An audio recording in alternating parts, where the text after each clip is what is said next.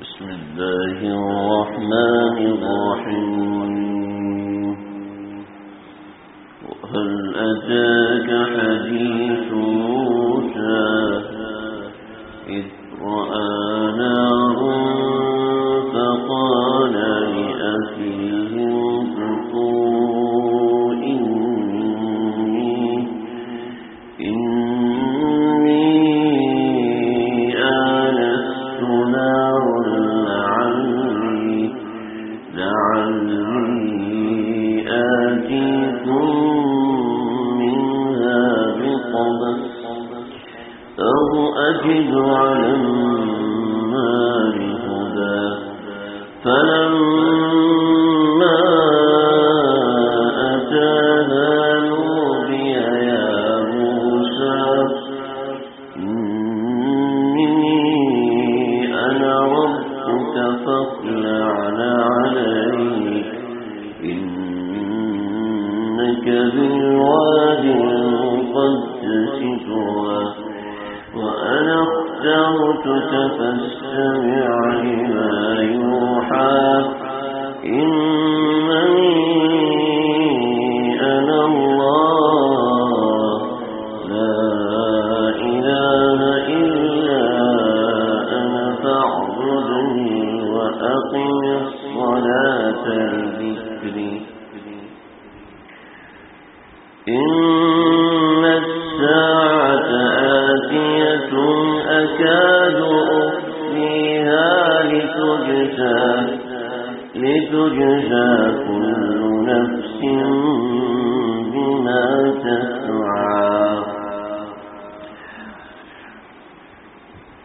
فلا يصدنك عنها من لا يؤمن بها واتبع هواه فتهدى وما تلك بيمينك يا موسى قال هي عصاي أتوكل عليها وأهش بها على غنمي ولي فيها مآرب أخرى قال ألقها يا موسى فألقاها فإذا هي حية تسعى قال خذها ولا تخف سنعيدها سيرتها الأولى واضم يدك إلى جناحك تخرج بيضاء من غير سوء آية أخرى لنريك من آياتنا الكبرى اذهب إلى فرعون إنه طغى صدق الله العظيم. قصص الانبیاء کے ضمن میں آج ہم حضرت موسیٰ علی نبینا علیہ الصلاۃ والتسلیمات کا تذکرہ شروع کریں گے.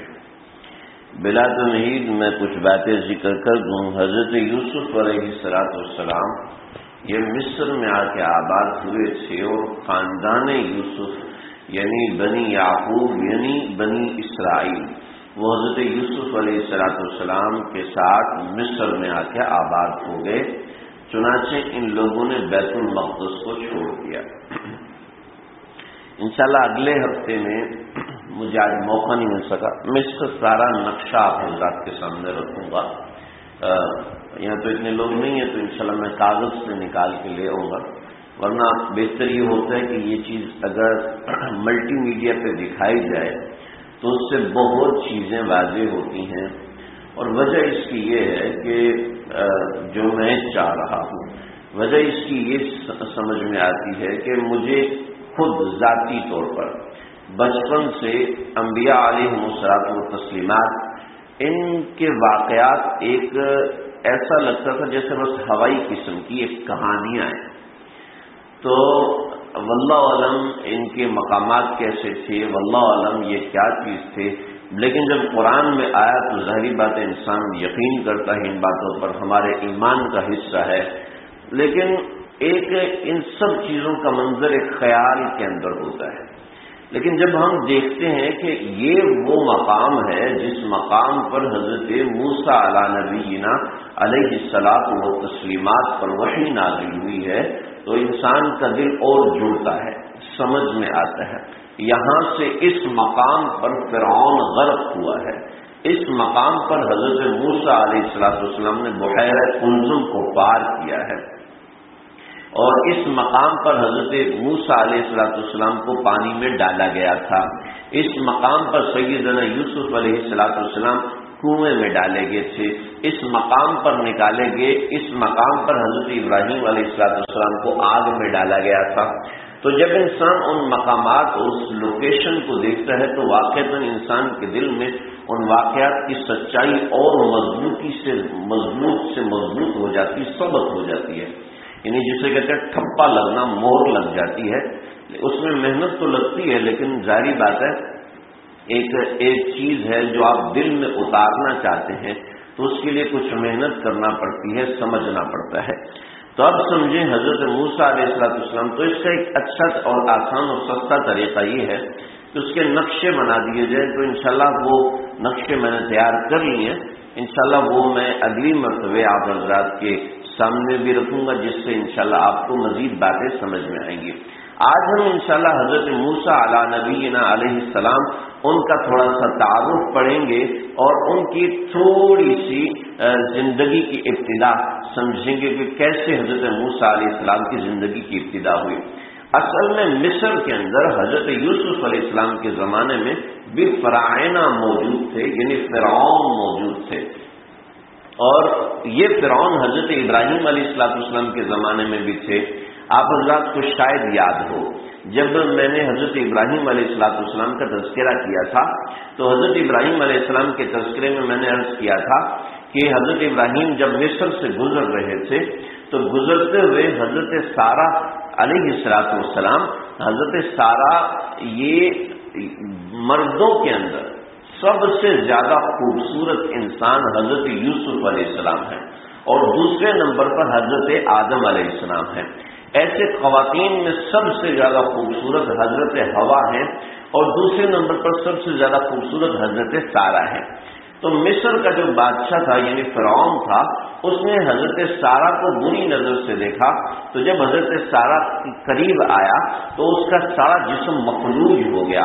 تو حضرت سارہ سے اس نے کہا کہ میں نے غلط نظر اٹھائی، مجھے معاف کر دو، اللہ سے دعا کر دو کہ اللہ بھی مجھے معاف فرما دے، اور میرے اوپر یہ جو عذاب نازل ہوا ہے یہ عذاب میرے اوپر سے اتر جائے۔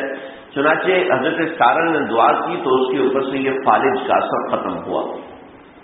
تو اس نے حضرت ابراہیم علیہ السلام کو ایک باندی کہہ رہا ہوں، استغفر اللہ، ایک ہدیہ دیا حضرت حاجرہ کا۔ وہ باندی نہیں تھی، اس کے اوپر میں ساری بحث کر چکا ہوں پہلے، دوبارہ اس کو ذکر کرنے کی ضرورت نہیں ہے۔ تو حضرت حاجرہ یہ اسی کی بیٹی تھی یا جو بھی ہے، تو حضرت حاجرہ حضرت ابراہیم کے ساتھ آ گئی، اور پھر یہ جا کے مکہ مکرمہ میں آباد ہوئی اور بیت اللہ کی آبادی ہوئی۔ حضرت ابراہیم کے تذکرے میں ساری بات سنا چکا ہوں، کسی کو دوبارہ سننا ہو تو مجھ سے ریکارڈنگ لکھ سکتے ہیں۔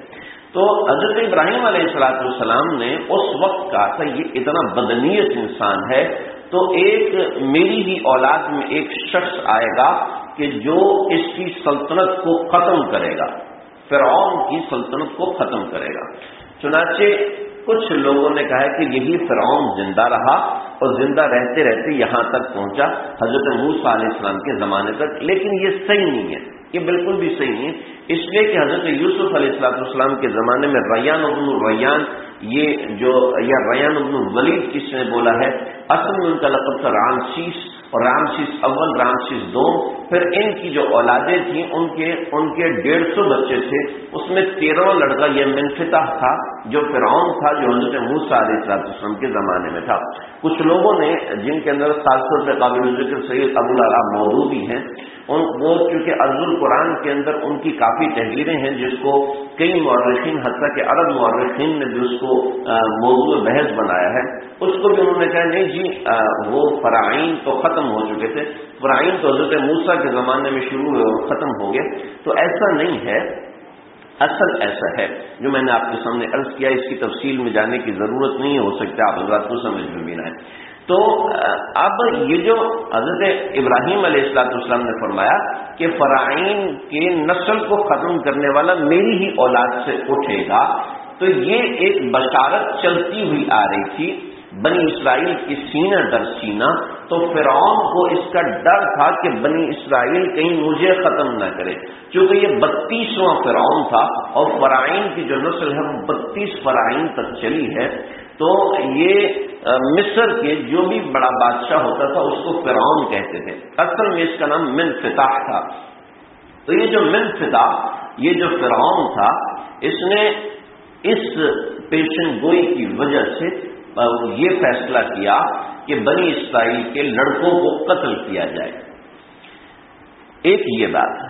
دوسری بات، مورخین نے یہ قصہ نقل کیا ہے کہ فرعون نے خواب دیکھا، اور خواب اتنا بھیانک ناک تھا کہ وہ اٹھ گیا، اور خواب میں نے بہت تدبر تلاش کیا لیکن کوئی خاص مقام پہ نہیں ملا۔ ایک جگہ جو خواب ملا وہ یہ ملا کہ فرعون نے خواب دیکھا کہ بیت المقدس سے آگ اٹھی ہے اور وہ مصر کے اوپر آئی ہے، مصر پہ برسی ہے وہ آگ، اور مصر میں جتنے قبطی لوگ ہیں ان سب کے گھر جلا دیے ہیں، اور جتنے بنی اسرائیل کے ہیں عبرانی ہیں ان سب کو چھوڑ دیا۔ مصر میں 2 قومیں آباد تھی، ایک قبطی قوم آباد تھی، یا قبطی کہہ لیں، دونوں لغات ہیں۔ ایک قبطی قوم آباد تھی، دوسری عبرانی قوم آباد تھی، یعنی بنی اسرائیل۔ بنی اسرائیل کیونکہ عبرانی زبان بولتے تھے تو اس وجہ سے ان کو عبرانی بھی کہتے ہیں، اسی وجہ سے تورات عبرانی زبان میں نازل ہوئی تھی۔ تو یہ لوگ عبرانی تھے اور ان کو بنی اسرائیل کے بھی کہا جاتا تھا کہ یہ اسرائیلی ہیں، بنی اسرائیل کے ہیں۔ تو یہ 2 قومیں آباد تھیں۔ تو جب انہوں نے دیکھا کہ اس میں سارے بنی اسرائیلی بچ گئے ہیں اور سارے قبطی مارے گئے ہیں، تو اس کا مطلب یہ سمجھ میں آیا کہ جو وہاں کے بڑے معبرین تھے انہوں نے کہا کہ بیت المقدس سے یہ لوگ آئے ہیں۔ امید ہے آپ حضرات کو سمجھ میں آ گئی ہوگی، حضرت یعقوب بیت المقدس سے آئے تھے، یہاں ان کی 12 اولادیں تھیں، بنی اسرائیل کے 12 قبیلے بنے جو بنی اسرائیل کہلائے سارے کے سارے، تو یہ سارے یہاں پر آباد تھے۔ تو یہ کنعان سے آئے تھے، یعنی بیت المقدس سے آئے تھے، اور بیت المقدس سے یہ مصر آئے ہیں، اور مصر جو آج قاہرہ ہے، قاہرہ سے تھوڑا نیچے یعنی سمندر کی طرف آئیں تو ایک علاقہ منفس، تو یہاں پر یہ ساری قومیں آباد تھیں، اور بنی اسرائیل کی قوم اس جگہ پہ آ کے آباد ہوئی تھی۔ حضرت یوسف علیہ السلام نے ان کو دوسروں سے الگ رکھا تھا، تو منفس کے مقام پر یہ آباد تھے۔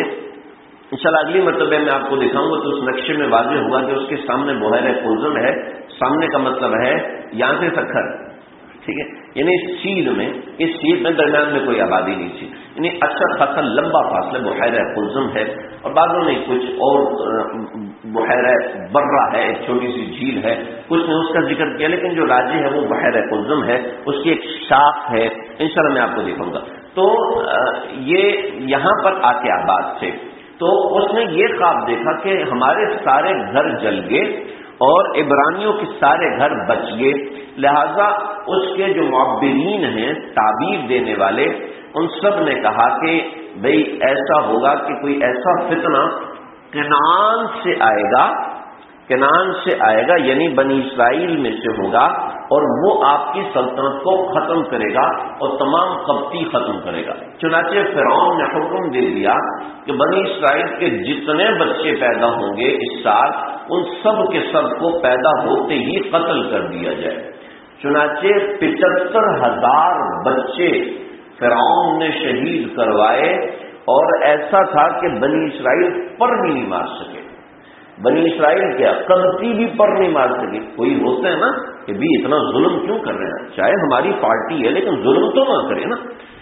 لیکن اتنی مضبوط حکومت تھی، مجھے یہ سمجھ میں نہیں آیا کہ ایسی مضبوط حکومت کہاں ہو، کیسے ہو سکتی ہے۔ لیکن جب میں سعودی عرب گیا اور وہاں جا کے علماء آپس میں، میری علماء سے ایک نشست ہوئی اور وہاں پر میں نے کوئی بات کی تو کچھ مسئلے کے اوپر، شرعی مسئلے کے اوپر میں نے کہا امام کعبہ کی اس بارے میں یہ ہوتا ہے سارے موبائل فون بند کریں، موبائل فون بند سب یا وہ حکومت کو کسی طریقے سے پتہ چل گیا تو ہماری خیر نہیں.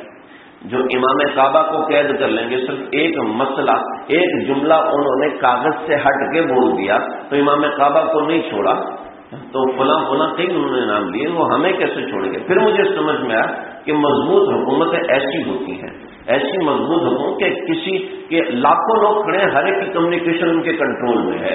اور وہ کیسے پتہ چلتا ہے؟ جب وہ پتہ چلتا ہے کہ بھیڑ میں سے 4 بندے اٹھا کے لے گئے، کیوں انہوں نے حکومت کے بارے میں ایسی بات کہی تھی.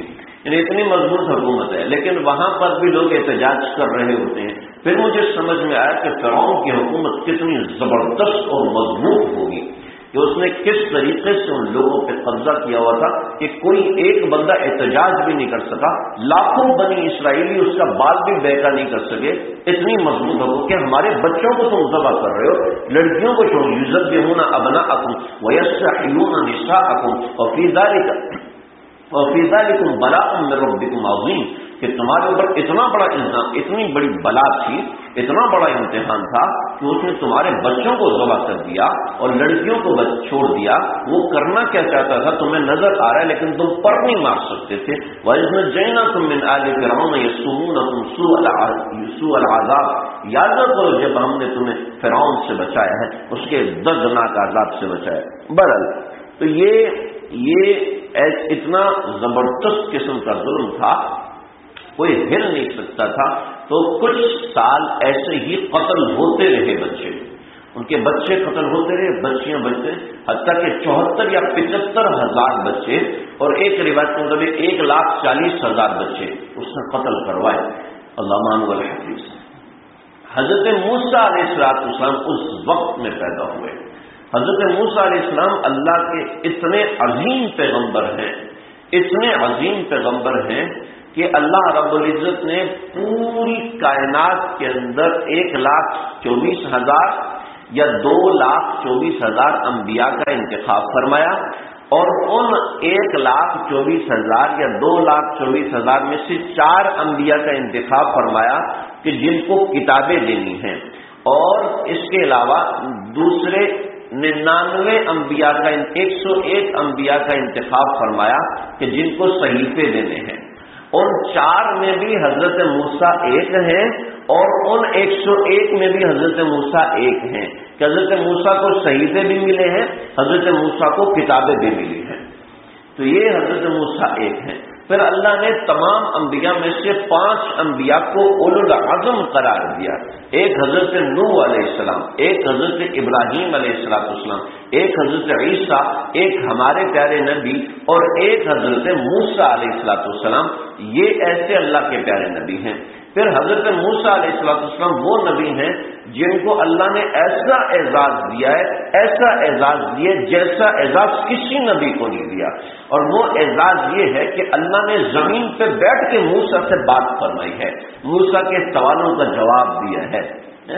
اتنا بڑا اعزاز حضرت موسیٰ علیہ السلام کے علاوہ اور کسی کو نہیں ہے. پھر حضرت موسیٰ علیہ السلام کو اللہ نے ایک اور اعزاز بخشا، اور وہ اعزاز یہ تھا کہ اللہ رب العزت نے حضرت موسیٰ علیہ السلام کو ایک پیغمبر کا داماد بنایا، یعنی حضرت شعیب علیہ السلام کا داماد بنایا. پھر ایک اور اعزاز، حضرت موسیٰ علیہ السلام کو اللہ رب العزت نے وہ اعزاز دیا کہ حضرت موسیٰ کا پوری امت محمدیہ صلی اللہ علیہ وسلم پر ایک ایسا احسان ہے جو ہر روز ہمارے اوپر آتا ہے. اور وہ احسان یہ ہے کہ جب ہمارے پیارے آقا صلی اللہ علیہ وسلم معراج پہ گئے ہیں، اللہ رب العزت نے 50 نمازیں فرض کی ہیں، تو حضرت آپ صلی اللہ علیہ وسلم نیچے آئے تو حضرت موسیٰ علیہ السلام نے پوچھا اللہ کی طرف سے کیا حکم ملا ہے؟ اللہ نے 50 نمازیں فرض کی ہیں کہ جائیے اللہ سے تخفیف کروائیے. چنانچہ آپ صلی اللہ علیہ وسلم واپس گئے اور واپس کئی بار جاتے رہے، حتیٰ کہ اللہ رب العزت نے 5 نمازیں فرض فرمائیں. اور حضرت موسیٰ علیہ السلام یہ بھی فرما رہے تھے کہ اس سے بھی کم کروائیں، یعنی 2 یا 3 نمازیں کروا لے. تو آپ نے فرمایا کہ نہیں، اب مجھے حیا آتی ہے. بڑے مضامین ہیں اس بات کے اندر، لیکن ہم اپنے موضوع سے ہٹ جائیں گے انشاءاللہ پھر کبھی. صحیح، وہ بڑے اہم مضامین. تو حضرت موسیٰ علیہ السلام کا ہمارے اوپر ایک احسان ہے. محدثین لکھتے ہیں اس وقت حضرت موسیٰ علیہ السلام تکلیف نہ کرواتے تو یہ امت وہ 50 نمازیں ادا نہ کر سکتی. اس کا وبال کتنا بڑا ہوتا آپ اور ہم تصور کر سکتے ہیں.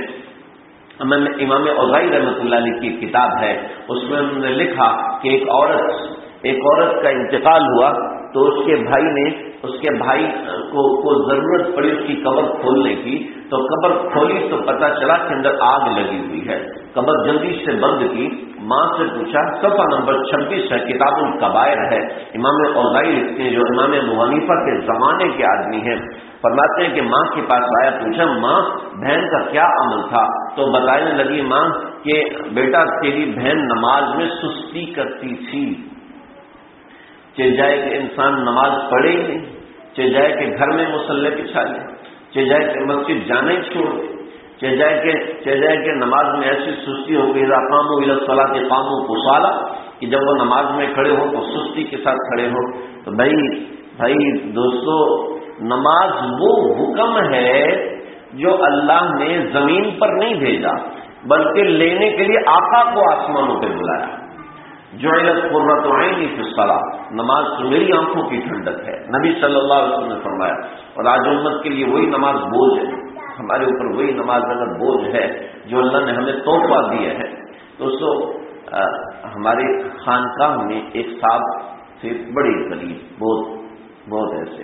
تو حضرت نے ان کو ایک ہدیہ دیا، ہمارے حضرت نے ان کو ایک ہدیہ دیا کہ چلو اس سے گھر کا گزر بسر خرچ کر لو. وہ کیسا نادان قسم کا، اس نے گستاخی کہا، مجھے ہدیہ نہیں چاہیے، مجھے اپنے بھیک منگا سمجھا، اس کا ہدیہ واپس کر دیا. حضرت کو تو کیا برا لگنا، ہم لوگوں کو اتنا برا لگا. ہم نے کہا حضرت یہ خانقاہ میں نہیں رہنا چاہیے، ایسا بے ادب اور گستاخ خانقاہ میں نہیں رہنا چاہیے. پھر مشورہ بڑوں چاہیے، وہ اس کو بھیج دیا. نہیں، جو چھوٹا سا ہدیہ قبول نہیں کر رہا، آج تک میرے دل میں غم ہے، وہ کیسے روتا تھا، پر میرے دل میں غم ہے کہ اس نے ایسی حرکت کیوں کی. دوستو، ہمیں کوئی غم نہیں ہوتا نماز میں سستی کر کے. اللہ نے کہیں قرآن میں نہیں کہا صلوا الصلاۃ، کہیں قرآن میں نہیں کہا. پورا قرآن کھول کے دیکھیں چلے. احادیث میں اصلی الصلاۃ، میں نے نماز پڑھ لی، لیکن حکم کے طور پر کہیں نہیں آیا صلوا الصلاۃ، نماز پڑھو. بلکہ حکم ہے اقیموا الصلاۃ. ایسی ہے نا، الذین یؤمنون بالغیب ویقیمون الصلاۃ، نماز قائم کرنا. نماز قائم کرنے کا مطلب اہتمام سے پڑھنا. ایسے نہیں کہ جو جی میں کپڑے پہن کے چلے گئے، جو جی میں جنگیہ پہنا وہ پہن کے چلے گئے، جو جی میں دھوتی بنیاد پہن کے مسجد چلے گئے، جناب نماز پڑھ رہی تھی. ایسا نہ، نماز اہتمام سے قائم ہو، اس کے لباس کی رعایت ہو وغیرہ وغیرہ. خیر ہم موضوع سے ہٹ رہے ہیں، لیکن یہ بڑی ضروری چیز ہے دوستو. ہم نے اگر جب دین میں ترقی ہوتی ہے تو نماز میں ترقی ہوتی ہے. جی یاد رکھیں، دین میں ترقی کا ذریعہ نماز ہے. نماز میں کمی ہو رہی ہے، سستی ہو رہی ہے، سمجھ لو دین میں کمی ہو رہی ہے. بلکہ دھوکے میں نہ رہے جی میں تو بڑے صدقے کرتا ہوں، میں بڑی خیرات کرتا ہوں. نماز میں کمی ہو رہی ہے، دین میں کمی ہو رہی ہے. نماز میں اضافہ ہو رہا ہے، دین میں اضافہ. بات سمجھ میں آ رہی ہے جی؟ بول تو نہیں ہو رہے نا؟ بات سمجھ میں آ رہی ہے؟ چلیں جی واپس آئیں. حضرت موسیٰ علیہ السلام کا ہمارے اوپر احسان ہے. اگر 50 نمازیں فرض ہوتی نا تو آج وہ اس کا چھوڑنے کا وبال کتنا ہوتا. وہ ہمارے جو تھے نا سیاستدان، جو 9 مہینے حکومت کی تھی، مفتی محمود صاحب. تو مفتی محمود صاحب کو اس وقت کے حکمران نے کہا، مفتی صاحب کیا آپ لوگ سیاست میں آگے، کاش کہ حضرت موسیٰ وہ نمازیں معاف نہ کرواتے نا تو 50 نمازیں ہوتی تو ہم نے تو پڑھنی نہیں. آپ تو مسجد میں ہی رہتے نا. کیسے زبردست سوال کیا. آپ تو مسجد میں ہی رہتے، آپ تو جوڑو گے نہیں. اور ہمارے پاس پارلیمنٹ خالی ہوتا، مزے کرتے، ہم اپنی مرضیاں چلاتے. آپ کو کس نے یہاں بھیج دیا؟ 50 ہوتی فرض آپ ادا ہی نہیں دیتے. تو مفتی صاحب نے کہا میاں 5 نمازوں میں اتنی طاقت ہے کہ تم ہمارے سامنے ٹک نہیں پا رہے. جب ہم 50 پڑھ کے آتے تم تو نظر ہی نہیں آتے. ان نمازوں کی پھر طاقت بھی ایسی ہوتی نا. اللہ کسی انسان پہ وہ ایسا معاملہ نہیں فرماتے کہ وہ کچھ کرنے کا قابل نہ رہے. حضرت موسیٰ علیہ السلام کا ایک اور اعزاز، اللہ نے ہمارے اس قرآن کے اندر اتنا تذکرہ محمد عربی صلی اللہ علیہ وسلم کا نہیں کیا جتنا حضرت موسیٰ کا کیا ہے. کیوں جی 138 مقامات پر حضرت موسیٰ کا تذکرہ کیا اللہ نے. 138 مقامات ایسے ہیں جہاں اللہ نے حضرت موسیٰ کا تذکرہ کیا ہے، اور اس میں کئی مقام ایسے ہیں جس میں اللہ نے موسیٰ کا اور اپنا کلام بتایا کہ میں نے موسیٰ کو یہ کہا، موسیٰ نے یہ کہا، میں نے اس کو یہ کہا، اس نے مجھے یہ کہا، میں نے اس کو یہ کہا. اللہ اکبر، کیسا اللہ کا پیار ہے حضرت موسیٰ سے. پھر حضرت موسیٰ علیہ السلام اللہ کے ایسے پیارے نبی ہیں، ایسے پیارے نبی ہیں کہ صرف یہ نبی ہے جس کی محبت اتنی تیز تھی کہ جس نے اللہ سے کہہ دیا اللہ جی میں نے آپ کو دیکھنا ہے. باقی کسی میں ضرورت ہی نہیں ہوئی کہ وہ اللہ سے یہ کہہ سکے کہ اللہ جی میں نے آپ کو دیکھنا ہے، میں نے آپ کو دیکھنا ہے. یہ معرفت کی باتیں ہوتی ہیں. جو اللہ سے راز و نیاز کرنے والا ہوتا ہے نا، تہجد میں اٹھنے والا ہوتا ہے، ذکر کی ضربیں لگانے والا ہوتا ہے، اللہ کے سامنے چیخنے چلانے والا ہوتا ہے، اس کو سمجھ میں آتی ہے کہ اللہ سے دیدار کی فرمائش کیسے کرتے ہیں. ہم تو ویسے اللہ جی اپنا دیدار کرا دینا، ہم تو ایسے ہی بول دیتے ہیں. یہ تو ہم بالکل ایسے ہیں نا جیسے مجھے ڈاکٹری کا ایک لفظ نہیں آتا اور میں کہتا ہوں لے بھائی یہ دوائی کھا لے، یہ دوائی کھا لے، لے بھائی یہ دوائی کھا لے. جی میں ایسے کر دوں. میں ایک ڈاکٹر کے پاس گیا، ڈاکٹر نہیں تھا، یعنی کمپاؤنڈر تھا، تو اس نے ایک دوائی لکھ کے دی. تو میں نے اپنے دوست ڈاکٹر کو نا واٹس ایپ کے میں نے کہا یار اس نے یہ دوائی دی ہے اور میں اس سے ٹھیک ہو گیا ہوں، تم لوگوں سے دوائیاں کھا کے ٹھیک ہی نہیں ہوا. کم میاں اگر یہ دوائی تجھے سائڈ افیکٹ کر جاتی نا، یا تو مفلوج ہو جاتا یا دل کا اٹیک ہو جاتا. یہ تو جوان ہے تو بچ گیا، یہ تیری خوش قسمتی ہی بچ گیا. یہ تیرا بخار تو توڑتی، لیکن یا تو مفلوج ہو جاتا یا دل کا اٹیک ہو جاتا. اور کسی کو سمجھ میں پتہ نہیں کیا ہو، بندہ مر گیا، پتہ ہی نہیں چلتا. ہوتا 8 دن 10 دن کے بعد. تو بھائی یہ ہے اللہ حفاظت. جس کو معرفت نہیں ہوتی نا وہ ویسی لمبی چھوڑتا رہتا ہے، اور ایسی باتیں کرتی ہے. جس کو معرفت ہوتی ہے نا وہ کیا کرتا ہے. حضرت حسین نے کیا کیا تھا، ایک چھوٹی سی بات، کوئی حرام اور گناہ کبیرہ نہیں تھا، صرف اتنی سی بات تھی کہ یزید سے بیعت کرنا مناسب نہیں تھا. صرف اس وجہ سے نہ غیر افضل تھا یا زیادہ سے زیادہ ناجائز تھا، حرام اور گناہ کبیرہ نہیں تھا. جس کو معرفت حاصل پورا خاندان کٹوا دیا، ذبح کروا دیا پورا خاندان. معرفت حاصل تھی جن کو پتہ تھا کہ اللہ کی ناراضگی کا کیا مطلب ہے. ارے حضرت ابراہیم نہیں کہتے نہیں آج کے بعد نہیں کروں گا، مجھے آگ میں نہ ڈالو. ارے معرفت حاصل تھی، ڈٹ گئے، آج کے بعد بھی یہ کروں گا، زندگی رہی تب بھی یہی کروں گا. جلانا ہے جلا دو، کچھ نہیں، کچھ ایک قدم پیچھے ہٹنے کو تیار نہیں. جس کو معرفت ہوتی ہے وہ ایسے کرتا ہے. ہم کیا ایسی ادھر ادھر کی باتیں. اللہ کی معرفت، اور دوستو اللہ کی معرفت اللہ کے نبی نے طریقہ بتایا. کیا طریقہ ہے؟ حضور صلی اللہ علیہ وسلم بخاری کی روایت ہے، بخاری کی روایت جی فرمایا کہ لا یجاری تقرب بالنوافل. وہ شخص لا یجاری، اس طرح کے کچھ الفاظ ہیں مجھے بھول رہے ہیں، او کما قال، کہ جو تقرب بالنوافل کرتا ہے، یعنی نوافل کی کثرت کرتا ہے حتیٰ کہ مجھ سے ملاقات کر لیتا ہے. نوافل کی کثرت، تہجد کی کثرت کرے، اللہ سے مانگنے کی کثرت. ارے ہمیں ساری دنیا کے غم ہوتے ہیں، پیٹرول مہنگا ہو گیا جی، گیس مہنگی ہوگی، پریشانی ہوتی ہے نا، ہوتی ہے نا. کبھی یہ بھی پریشانی ہوئی کہ میری اللہ سے یاری نہیں ہے. کبھی یہ بھی پریشانی ہوئی مجھے قرآن سمجھ میں نہیں آتا. کبھی یہ بھی پریشانی ہوئی کہ نماز میں جی لگتا نہیں ہے، نماز میں دل کا دھاگا اللہ سے بند جانا چاہیے، وہ بنتا نہیں. ارے پنکھے کا پلگ نکالو، اس کے اوپر چل کے دکھا بیٹا، اس کے سامنے پورا قرآن پڑھ کے دم کر دو اس کے اوپر. نہیں جی نہیں، جو قرآن پڑھ کے دم نہیں کرنا، قرآن لکھ کے اس کے اوپر پانی ڈال دو، چلے گا؟ کنیکشن ہی نہیں ہے تو کیسے چلے گا؟ اس کے اوپر قرآن پڑھ کے دم کرنے کی ضرورت نہیں ہے، صرف پلگ لگا دو، چل پڑے گا. بھائی ہم اپنا دل کا کنیکشن تو اللہ سے جوڑیں. جی گناہ ہو جاتے ہیں، جی کیا کریں، جی ادھر سے تباہ ہو جاتے ہیں، ادھر سے تباہ ہو جاتے ہیں، ہوں گے نا، کنیکشن نہیں ہے دوستوں، اپنا کنیکشن، یہ اتنی بڑی بات ہے. میں تقریر نہیں کر رہا حضرت، میں آپ سے گزارش کروں اللہ سے کنیکشن بنائیں، اللہ سے جوڑ بنائیں، اور آسان ہے، نمازیں پڑھیں، نماز کثرت کریں. حضرت تھانوی رحمۃ اللہ علیہ نے فرمایا ہے کہ جو چاہتے ہیں نا اللہ سے جوڑ بنائے، ایسا کر لیا کرے. حضرت ڈاکٹر عبدالخیارتی رحمۃ اللہ علیہ نے جو چاہتے ہیں نا اللہ سے جوڑ کرے، اس کو چاہیے کہ روزانہ کی روزاد اللہ سے کہہ دیا کرے، اللہ جی آج صبح اٹھا ہوں، تیری نافرمانی ہوگی، معاف کر دینا. اللہ جی پھر نکلا ہوں، تیری نافرمانی ہوگی، معاف کر دینا. لیکن اللہ جی میں نماز ظہر نہیں بھولا، میں نے پڑھی ہے تیرے لیے، اگرچہ کچے دل سے پڑھی ہے، اگرچہ میں نے اس کے بعد دعا بھی مانگی، اگرچہ خالی دعا مانگی، لیکن اللہ جی وعدہ کر تو کل اچھی مانگوں گا. ایسے اللہ سے رازم یاد کرے. جیسے بچہ ماں سے ٹافی لینے کے لیے ہیلے بہانے کرتے ہیں نا، تو اللہ سے معرفت لینے کے لیے ہم بھی تو ہیلے بہانے کریں. چنانچہ حضرت موسیٰ علیہ السلام ہیلے بہانے کر رہے ہیں، اے اللہ میں نے آپ کو دیکھنا ہے. اللہ کہتے ہیں لن ترانی، موسیٰ نہیں دیکھ سکتا. اللہ جی میں نے دیکھنا ہے، میں نے آج بھی وہ مقام موجود ہے، آج بھی وہ جگہ موجود ہے. میں انشاءاللہ آپ کو دکھاؤں گا. وہ مقام موجود ہے جس جگہ پہاڑ جو وہ ریزہ ہو گیا تھا. میں بات دوسری طرف نکل گئی.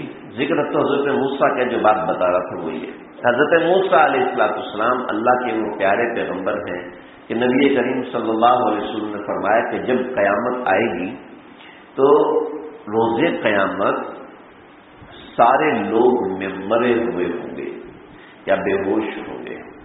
سب سے پہلے میں اٹھوں گا، سب سے پہلے میں اٹھوں گا، میں سے مراد نبی کریم صلی اللہ علیہ وسلم، اور میں اٹھ کے اوپر دیکھوں گا تو حضرت موسیٰ عرش کا پایا پکڑ کے بیٹھے ہوں گے. یعنی پتہ نہیں وہ بے ہوش ہی نہیں ہوئے تھے یا پھر ان کو مجھ سے بھی پہلے ہوش آ گیا تھا. یہ حضرت موسیٰ علیہ السلام کو اعزاز حاصل ہے. پھر نبی کریم صلی اللہ علیہ وسلم نے فرمایا حضرت موسیٰ اللہ کے وہ نبی ہیں کہ جن کی قبر تو میں آج بھی جانتا ہوں کہاں پر ہے. کوئی مجھے وہاں لے جائے تو میں دکھا سکتا ہوں کہ یہ حضرت موسیٰ کی قبر ہے. اس لیے کہ جب میں سفر پہ جا رہا تھا تو میں نے دیکھا تھا حضرت موسیٰ علیہ السلام معراج کے سفر پہ جا رہا تھا تو میں نے فلاں مقام پہ دیکھا تھا. انشاءاللہ میں آپ کو اس کا جو اشارہ مورخین نے کیا ہے یا نقشہ نگاروں نے کیا وہ بھی دکھاؤں گا. حضرت موسیٰ علیہ السلام وہاں سرخ رنگ کا ٹیلا ہے، اس جگہ پر حضرت موسیٰ علیہ السلام کی قبر ہے. آج تک حضرت موسیٰ علیہ السلام کی قبر دریافت نہیں ہو سکی. جی ویسے ہی کسی نے تخمینہ لگا کے بنا دیا ہو تو بنا دیا ہو، ورنہ حضرت موسیٰ علیہ السلام کو جو سفر ہے وہ بہت واضح ہے، بہت واضح ہے. آرام سے بڑے اطمینان سے مورخین نے نقشے بنائے ہیں، تیار کیے ہیں کہ حضرت موسیٰ کہاں سے کہاں گئے. میں اس سب کا انشاءاللہ اگلے 2 یا 3 درس کے اندر ذکر کروں گا کہ کہاں سے کہاں حضرت موسیٰ علیہ السلام گئے. تو حضرت موسیٰ علیہ السلام کے یہ چند وہ شرط ہیں جو اللہ رب العزت نے ہمیں بتائے ہیں. بقیہ اور بھی بے شمار ہزاروں شرط ہوں گے جو ان کو حاصل ہوں گے جو ہمارے علم میں نہیں ہیں. پھر حضرت موسیٰ علیہ السلام اللہ کے وہ نبی ہیں کہ جنہوں نے اللہ سے دعا کی تھی اے اللہ مجھے محمد عربی صلی اللہ علیہ وسلم کی امت میں سے بنا دے. حضرت موسیٰ علیہ السلام کا ذکر مبارک اتنا زبردست ہے، اتنا زبردست ہے، پورے قرآن کے 28 پاروں میں حضرت موسیٰ کا ذکر پھیلا ہوا ہے. جی حضرت موسیٰ علیہ السلام کے ساتھ کئی انبیاء جڑے. حضرت موسیٰ علیہ السلام کے ساتھ حضرت ہارون جڑے، حضرت موسیٰ علیہ السلام کے ساتھ حضرت شعیب جڑے، حضرت موسیٰ علیہ السلام کے ساتھ حضرت خضر علیہ السلام جڑے، حضرت موسیٰ علیہ السلام سے حضرت یوشع بن نون جڑے. یعنی 4 بڑے بڑے انبیاء جو کہ جلیل القدر انبیاء ہیں. یہ 4 انبیاء حضرت موسیٰ علیہ السلام کے ذکر کے ضمن میں آتے ہیں. تو انشاءاللہ ان کا بھی وقتاً فوقتاً ہم ذکر کریں گے. حضرت موسیٰ علیہ السلام جس زمانے میں پیدا ہوئے تو فرعون کی ایسی زبردست حکومت تھی کہ انہوں نے بچوں کو ذبح کرنے کا حکم دیا ہوا تھا. تو یہاں تک ہماری بات ہوگی حضرت موسیٰ علیہ السلام کے شرف تک. حضرت موسیٰ علیہ السلام کی پیدائش کے اندر کیا کیا دشواریاں اس زمانے کے اندر موجود تھیں اور مصر کی زمین پر کس نوعیت کے معاملات اور حالات تھے۔ بقیہ حضرت موسیٰ علیہ السلام کی پیدائش اور اس کے ساتھ کیا معاملات ہوئے، بس یہ ایک واقعہ میں ذکر کر کے آج کے درس یہاں مکمل کروں گا۔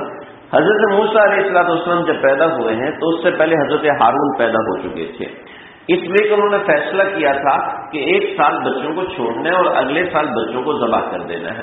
چنانچہ یہ فیصلہ اس لیے لیا تھا کہ اس وقت سڑکیں اور عمارتیں، یعنی جو مزدوری کا کام ہے وہ سارے کے سارے عبرانی لوگ کیا کرتے تھے، اور قبطی لوگ صرف اوپر کا کام کرتے، یعنی سپرویژن کرتے تھے، وہ مشقت کا کام نہیں کرتے تھے، مزدوری کا کام بنی اسرائیل کے کرتے تھے لوگ۔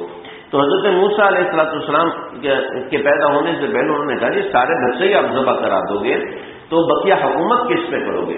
چنانچہ فرعون نے حکم دیا کہ 1 سال کے بچوں کو چھوڑ دو اور 1 سال کے بچوں کو ذبح کرو، کہ جس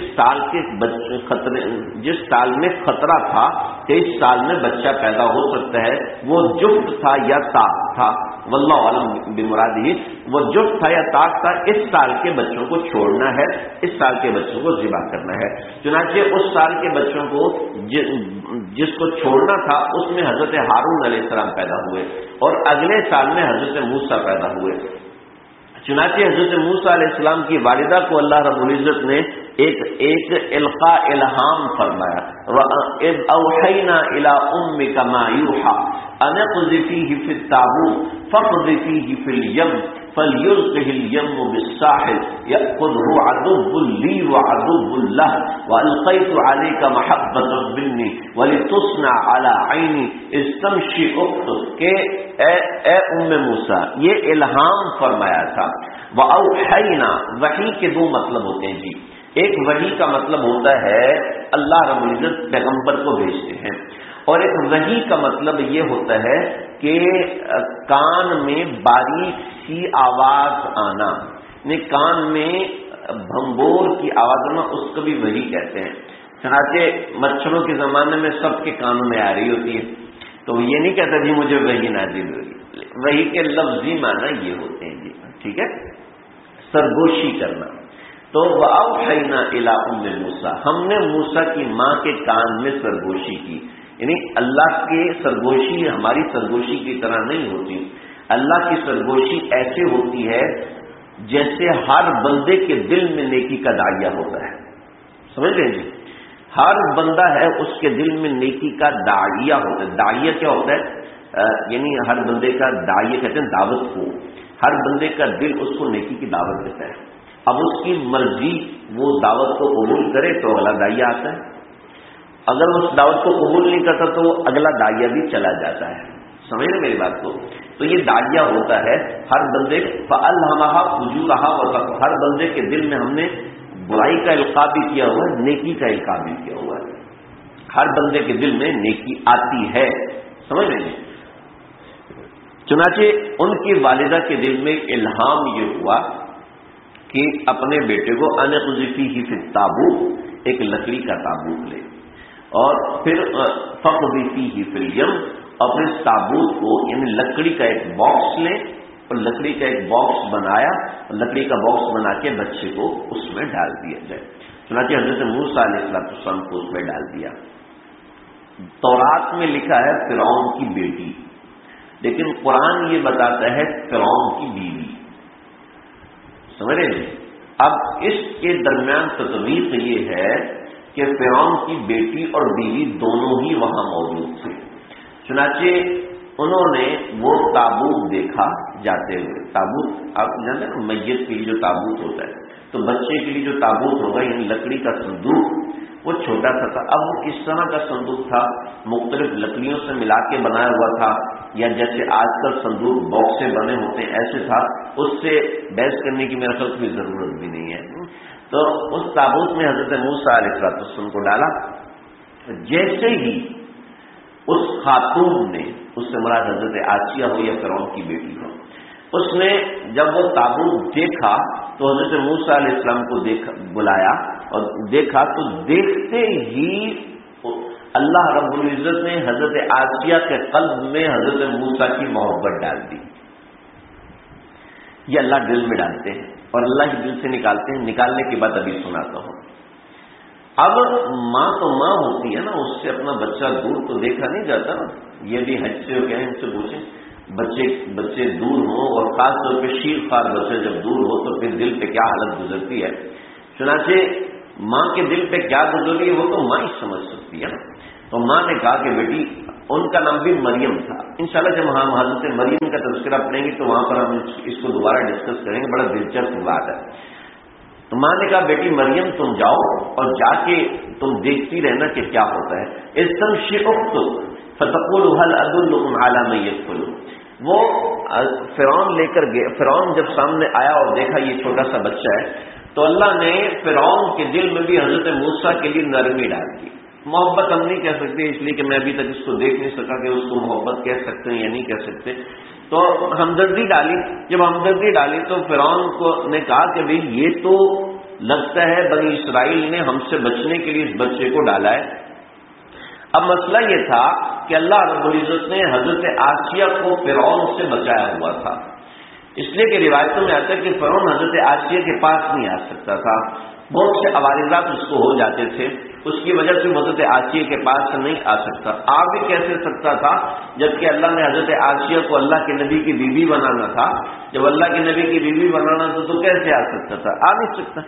چنانچہ لیکن حضرت آسیہ جتنی خوبصورت تھیں تو بعض روایتوں میں آتا ہے کہ بنی اسرائیل میں سے تھی حضرت آسیہ، لیکن ان کی خوبصورتی ایسی تھی کہ فرعون نہیں چاہتا تھا کہ یہ عورت کسی اور کے گھر میں رہے. یعنی سب سے خوبصورت عورت اس کے گھر میں رہنی چاہیے. لیکن یہ صحیح نہیں ہے. صحیح روایت کے مطابق حضرت آسیہ فرعون کے خاندان میں سے تھی. فرعون کے اپنے خاندان میں سے تھی حضرت آسیہ، لیکن اتنی خوبصورت تھی کہ فرعون ان کو اپنے سے جدا نہیں کرنا چاہتا تھا. تو حضرت آسیہ نے کہا کہ دیکھو ہماری تو اولاد ہے نہیں تو ہم اس کو اپنے پاس رکھ لیتے ہیں، اس کو پال لیتے ہیں. تو فرعون کہنے لگا جی اگر یہ وہی بچہ ہوا جس سے ہمیں خطرہ ہے، اگر اس سے خطرہ ہے تو ہم اس کو محبت دیں گے، پیار دیں گے. جب محبت دیں گے، پیار دیں گے تو یہ اس کی دشمنی دوستی میں تبدیل ہو جائے گی. ہاں بات تو ٹھیک ہے سر. کتنا بھی بڑا آدمی ہو نا بیوی کی باتوں میں آ جاتا ہے. چنانچہ فرعون آ گیا. لیکن فرعون آپ خود دیکھیں، جنہوں نے اپلائی کیا نا ان سے پوچھنا ذرا، فوج میں اپلائی کرنا کتنا مشکل ہوتا ہے. بہت مشکل ہوتا ہے، بہت مشکل ہوتا ہے. اور پھر اس کے اندر ایس ایس جی کمانڈوز اور جو ہائی ٹروپنگ ہوتی ہے اس کو، اور جس کا اقتدار اتنا مضبوط ہو فرعون، اس کی فوج میں اپلائی کتنا مشکل ہوگا. اب اس کی فوج نہیں، اس کے بادشاہ سے نظریں بچانا آسان ہوگا. اور وہ عورت جو کہ ایک عام عورت ہے، گھر کا کام کرنے والی عورت ہے، اس کے دل میں کوئی آ سکتا ہے کہ میں ایکٹنگ کر کے بادشاہ سے بچ جاؤں گی. اب حضرت موسیٰ علیہ السلام کسی عورت کا دودھ نہیں پی رہے، جو شاہی دالیاں تھی کسی کا دودھ نہیں پی رہے. تو یہ جو مریم تھیں حضرت موسیٰ علیہ السلام کی بہن، ان کا بھی ایک بڑا زبردست قصہ ہے. ان کی بھی شادی نبی کریم صلی اللہ علیہ وسلم سے جنت میں ہوئی ہے. ٹھیک ہے جی. حضرت مریم وہاں پر پہنچی ہے. کہا کہ میں ایک ایسی عورت کو جانتی ہوں جو بہت سمجھدار ہے، بچوں کو سنبھال لیتی ہے، بہت تیز طرح. آپ کہیں تو میں اس کو لے آؤں. تو فرعون نے کہا جاؤ لے آؤ. فرعون کے اعتماد تھا کہ میری نظر سے اگر عورت چور ہے تو بچ نہیں سکتی، تو مجھے پتہ چل جائے گا واقعی یہ اس عورت کا بچہ ہے. اب ماں کی گود میں اس کا بچھڑا ہوا بچہ آئے تو ماں کی کیا حالت ہوگی آپ سب سمجھ سکتے ہیں جی. باپ کی کیا حالت ہوگی، صبح جو نکلتا ہے شام کو واپس آتا ہے تو بچوں سے ملتا ہے تو اس کی آنکھوں کی اور دل کی کچھ نہ کچھ نرمی تو آتی ہے نا، خاص طور پہ جب سفر سے نکلا واپس آیا ہو. اب ماں کو پتا ہے بچے نے بچنا نہیں ہے، اور بچ گیا تو ماں کی حالت کیا ہوگی. اللہ نے فرمایا او ہو اللہ نے فرمایا ولا تخافی ولا تحزنی انا رادوہ الیک، ہم تجھے یہ واپس لوٹائیں گے. حضرت موسیٰ علیہ السلام تمہیں واپس لوٹائیں گے. اور جب حضرت موسیٰ علیہ السلام اس کی گود میں آئے ہیں تو گود میں آتے ہی اللہ رب العزت نے کیا فرمایا؟ اللہ رب العزت نے حضرت موسیٰ کی محبت دل سے نکال لی، دل سے نکال لی۔ لولا ربطنا علی قلبہا، اگر ہم اس کے دل کو پکڑ نہ لیتے تو یہ اظہار کر دیتی کہ یہ میرا بیٹا ہے، اظہار کر دیتی، لیکن اللہ رب العزت نے دل کو پکڑ لیا اور وہ بالکل حضرت موسیٰ ایسے ہو کہ جیسے کوئی اجنبی بچہ ہے۔ نرس بھی بچہ اٹھاتی ہے اور ماں بھی بچہ اٹھاتی ہے، دونوں کے اٹھانے میں فرق ہوتا ہے، دونوں کے ایک کے ہاتھ کانپ رہے ہوتے ہیں، دوسرے کے ہاتھ میں بالکل سکون ہوتا ہے، خوشی دونوں کو ہوتی ہے، لیکن ماں جیسے اٹھاتی ہے وہ ویسے نرس نہیں اٹھا سکتی۔ یہ چیزیں دیکھنے سے تعلق رکھتی ہیں، دیکھنے سے سمجھ میں آتی ہیں۔ تو فرعون نے دیکھا کہ نہیں، یہ تو وہ بچہ نہیں ہے جو بنی اسرائیل کا ہے، کہ یہ عورت تو بنی اسرائیل کی ہے، بچے کو ایسے اٹھا رہی ہے، ہو نہیں سکتا یہ اس کی ماں ہے۔ چنانچہ قدرت الہی فرعون کو خوب ہنسی ہے کہ تو کتنا بڑا بادشاہ ہو جائے، ہماری قدرت کا مقابلہ نہیں کر سکتا۔ زندگی رہی تو انشاءاللہ مزید بات کریں گے، اللہ سمجھنے کی توفیق عطا فرمائے۔ بسم اللہ الرحمن الرحیم، الحمدللہ رب العالمین، والصلاة والسلام علی اشرف الانبیاء واکرم الانبیاء والمرسلین، اللهم ربنا تقبل